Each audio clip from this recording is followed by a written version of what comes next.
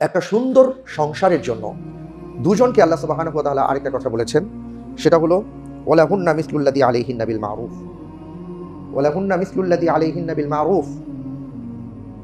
একে অপরের পারস্পরিক অধিকার আছে, দুজনেরই কিছু অধিকার আছে। স্বামীর যেমন অধিকার, স্ত্রীর তেমন অধিকার।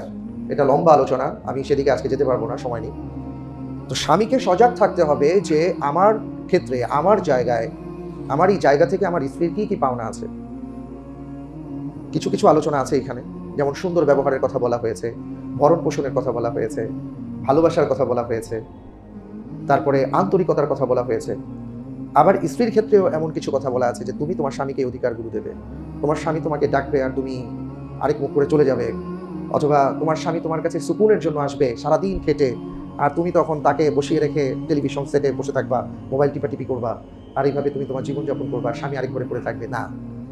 ইসলামের বক্তব্য হলো, স্বামীকে বলেছে তোমার স্ত্রীর অধিকার আছে, সে অধিকার তাকে আদায় করো। স্ত্রীকে বলেছে তোমার স্বামী তোমার কাছে কিছু অধিকার পায়, সে অধিকারগুলো আদায় করো। অর্থাৎ পারস্পরিক অধিকার সম্পর্কে যদি একে অপর সচেতন থাকতে পারেন, তাহলে সেই সংসারটা সুন্দর হবে।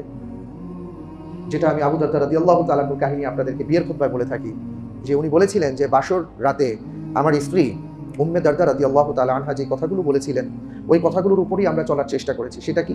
তিনি বলেছিলেন যে আজকে থেকে তো আমরা স্বামী স্ত্রী, আসুন আমরা কয়েকটা বিষয় একমত পোষণ করি। শরিয়ার বিষয়ে, শরিয়া যা আমাদেরকে বলে সেই ব্যাপারগুলো আমরা একে অপরকে সহযোগিতা করব। আপনি আমাকে নামাজের কথা বলবেন, আমি আপনাকে নামাজের কথা বলবো, ইবাদতের কথা বলবো, একে অপরকে উদ্বুদ্ধ করব।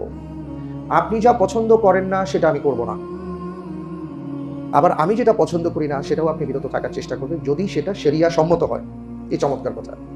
আমাদের তো অনেক কিছুই পছন্দ অপছন্দ থাকতে পারে, কিন্তু শরিয়া সেটাকে পছন্দ অপছন্দ করেছে কিনা সেটা দেখতে হবে। ব্যক্তিগত জীবনের কথা বলা হয়। দ্বিতীয়ত তিনি বলেছেন যে আমি যদি কখনো রেগে যাই কোনো কারণে, মানুষ তো, আপনি আমার রাগটা বাড়িয়ে দিয়েন না, রাগ থামিয়ে দিয়েন। আবার আপনি যদি কোনো ক্ষেত্রে রেগে যান, আমি উপলব্ধি করতে পারি, আমি আপনার রাগ প্রশমনের চেষ্টা করবো, আমি আপনার রাগ বাড়াবো না। যেটা আমাদের সময় ঠিক উল্টোটা হয়, স্বামী রাগলে স্ত্রীর আরো রাগটা কিভাবে বাড়ানো যায় তিনি সেই কাজ করেন, আবার স্ত্রী রেগে গেলে স্বামীও ঠিক তাই করেন, যেটা ইসলাম সম্মত নয়।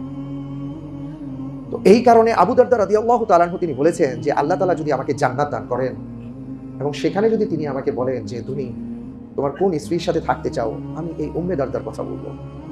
কারণ তিনি যতদিন আমার এই পরিবারে ছিলেন, আমার পরিবারটা জান্নাতের বাগান ছিল। কারণ ওই বাসর রজনীতে যে কথাগুলো হয়েছিল সেটার উপরই আমরা আমাদের সংসার জীবন পরিচালনা করেছিলাম। একে অপরের প্রতি শ্রদ্ধাবোধ, একে অপরের প্রতি ভালোবাসা, মমতা, মায়া, এগুলো সবই ছিল, যেগুলো আজকে হারিয়ে যাচ্ছে।